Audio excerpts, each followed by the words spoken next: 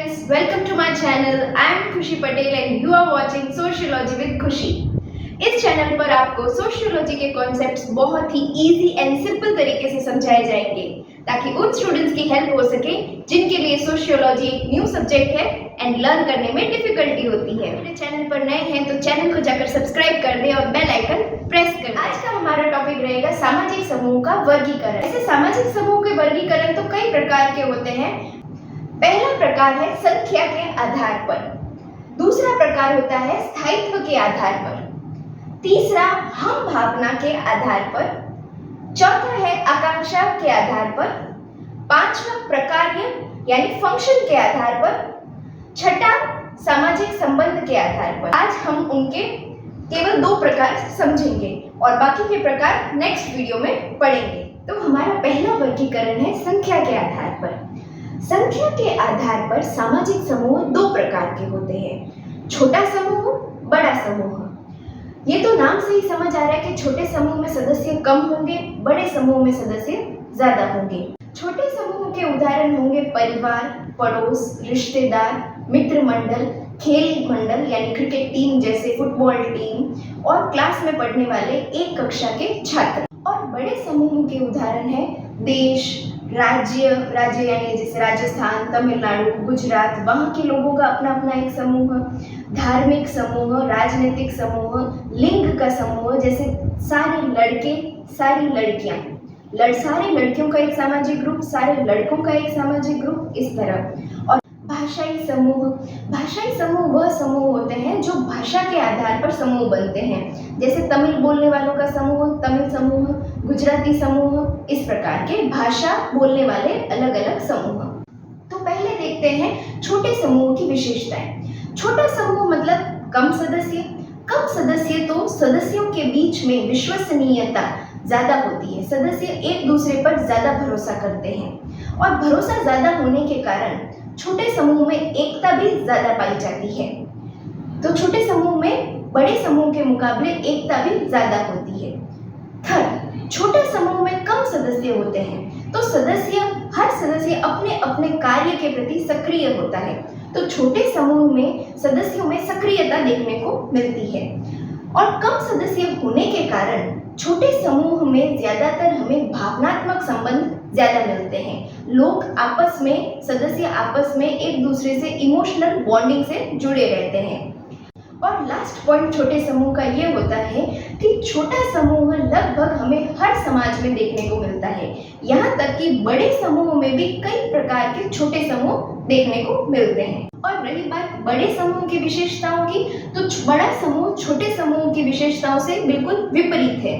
यहाँ विश्वसनीयता सदस्यों में ज्यादा होती है, तो बड़े समूह में सदस्य ज्यादा होने के कारण सदस्यों के बीच इतना विश्वास भरोसा नहीं होता है और भरोसा कम होने के कारण बड़े समूह में ज्यादातर एकता भी नहीं दिखने को मिलती।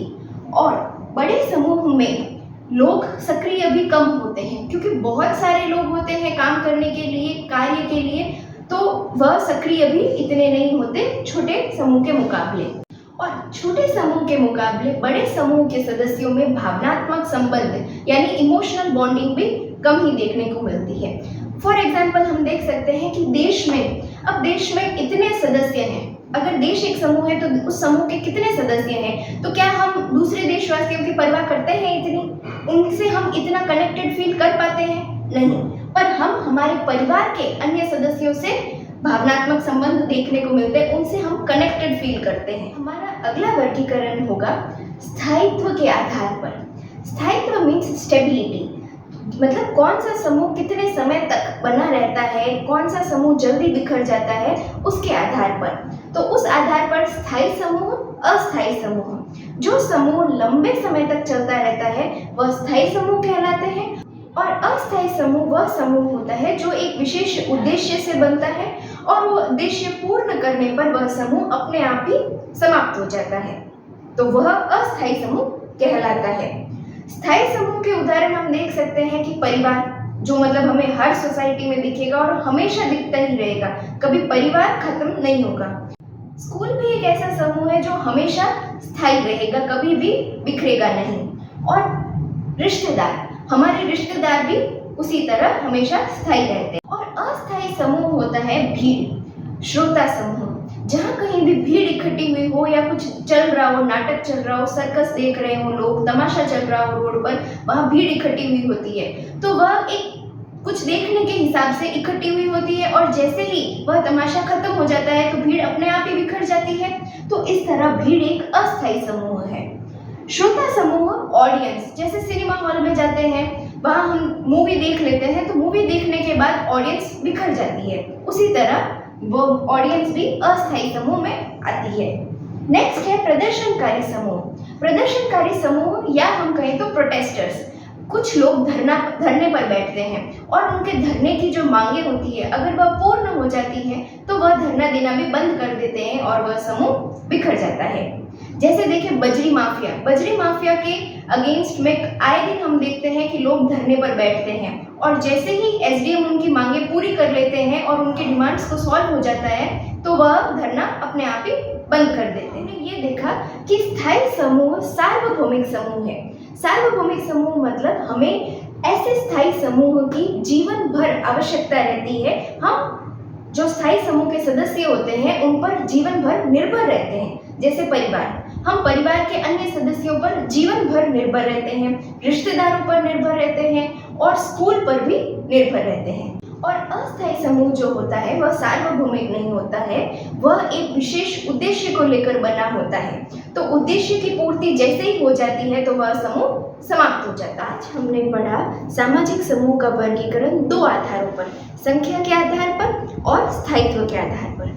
संख्या के आधार पर समूह दो प्रकार के होते हैं, छोटे और बड़े, और स्थायित्व के आधार पर समूह दो प्रकार के होते हैं, स्थायी समूह, अस्थायी समूह। आपको आज का मेरा ये वीडियो अच्छा लगा हो तो आप इस वीडियो को लाइक करें, शेयर करें एंड चैनल को सब्सक्राइब कर दें। और मुझे ऐसे अन्य वीडियो बनाने के लिए प्रोत्साहित करते रहने के लिए आप मेरे चैनल को सब्सक्राइब कर सकते हैं।